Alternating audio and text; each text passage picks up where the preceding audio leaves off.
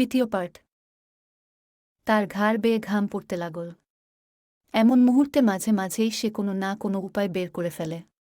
এমন সময় তার মাথায় এক বুদ্ধি এল। সে তার হাতের মশালটি বা পাশের গুহার দিকে ছুঁড়ে ফেলল। মশালটি হঠাৎ করে উধাও হয়ে গেল। তখন সে বুঝতে পারল সে কোনো এক রূপকথার মজার গল্প এর জাদুর নগরীতে এসে পড়েছে। সে বুঝে ফেললে ডান দিকের পথটিই সঠিক পথ। সে ডান দিকের গুহা ধরে চলতে লাগল। চারপাশটা অনেক অন্ধকার। মশাল না থাকায় অন্ধকারে কিছু দেখা যাচ্ছে না। তবুও সে অন্ধকারের ভিতর তা পথ আদাজ করে চলতে লাগল। কিছুক্ষণ হাঁটার পর সে অল্প আলোর ঝলক দেখতে পেল। সে আলো লক্ষ্য করে আরও দ্রুত চলতে লাগল। আলো ধীরে ধীরে বাড়তে লাগল। একসময় সে গুহার বাইরে চলে এল। গুহার ওপর পাশে অনেক সুন্দর এক ঝরনা। সে হাঁটতে হাঁটতে অনেকটাই ক্লান্ত হয়ে গিয়েছে। সে ঝর্নার পাশে এসে বসল। সে ঝর্না থেকে পানি খেল। পানি খাওয়ার পর তার সকল ক্লান্তি দূর হয়ে গেল। সে বুঝতে পারল যে ঝর্নাটি কোনো সাধারণ ঝর্না নয়। এটি হল জাদুর ঝর্না। সে ঝর্নার পানিতে গোসল করে। সে গোসল করার পর পানিতে নিজের প্রতিচ্ছবি দেখতে পেয়ে নিজেকেই চিনতে পারল না। সে আগের তুলনায় অনেক সুন্দর হয়ে গিয়েছে। তাকে রাজকুমারের মতো দেখাচ্ছে। এখন প্রায় রাত হয়ে গেছে। সে রাতটা ঝর্নার পাশেই কাটাবে বলে ঠিক করল। সে রাতটা তার ভালোমতোই কাটল। পরদিন ভোরে উঠে সে চলা শুরু করল। কিছুক্ষণ হাঁটার পর সে এক নদীর পাড়ে এসে পৌঁছল। নদীটা বেশি প্রশস্ত নয়। নদীর ওপারে রূপকথার ছোট গল্প এর বাগান দেখা যাচ্ছে। বালকের মন খুশিতে ভরে উঠল। তার এতদিনের কষ্ট সার্থক হয়েছে। তবে তার সবচেয়ে কঠিন পরীক্ষাটি এখনও বাকি রয়েছে। নদীতে রয়েছে বড় বড় ক্ষুধার্ত কুমির।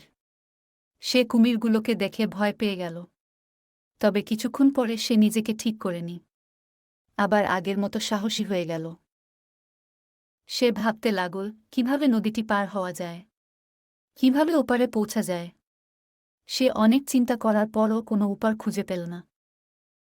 হঠাৎ নদী হতে এক জলপরী উঠে এল। জলপরীকে দেখে বালকটি খানিকটা বিস্মিত হন। জলপরী বালকটি সম্পর্কে সব জানে। সে এও জানে কি উদ্দেশ্যে বালকটি এই রূপকথার বাগানে এসেছে। জলপরী বালকটিকে বলল, তুমি যদি চোখ বন্ধ করে নদীর উপর দিয়ে হাঁটতে শুরু করো, তাহলে তুমি চোখ খুলে দেখাবে নদীর অপর পাড়ে পৌঁছে গেছ। তবে কোনো ভয় পাওয়া চলবে না। ভয় পেলে অথবা চোখ খুললেই কুমিরগুলো তোমাকে আক্রমণ করবে। তোমাকে সাহসী থাকতে হবে। এই নদী অগভীর। তুমি সহজেই পার হতে পারবে। তোমার মতো অনেকেই এখানে এসে নদী পার হতে পারনি। এসব বলার পর হঠাৎ করেই জলপরী চলে গেল। বালকটি চারপাশে তাকিয়ে তাকে খুঁজল, তবে খুঁজে পেল না। সে চোখ বন্ধ করে নদীতে নামল। সে থামছে না। তবুও সে ভয় পাচ্ছে না। তার পাশ দিয়ে কুমির সাঁতার কেটে যাচ্ছে। সে নদীর প্রায় মাঝখানে এসে পড়েছে। তার বুকমান পানি। একটা কুমির তাকে ধাক্কা দিল। সে পানিতে পড়ে গেল। সে জলপরীর কথা মতো ভয় পেল না। কুমিরটা তার পাশ দিয়ে চলে গেল। তার কোনো ক্ষতি করল না। সে নদীর পাড়ের কাছাকাছি এসে পড়েছে। সে নদী থেকে পাড়ে উঠল।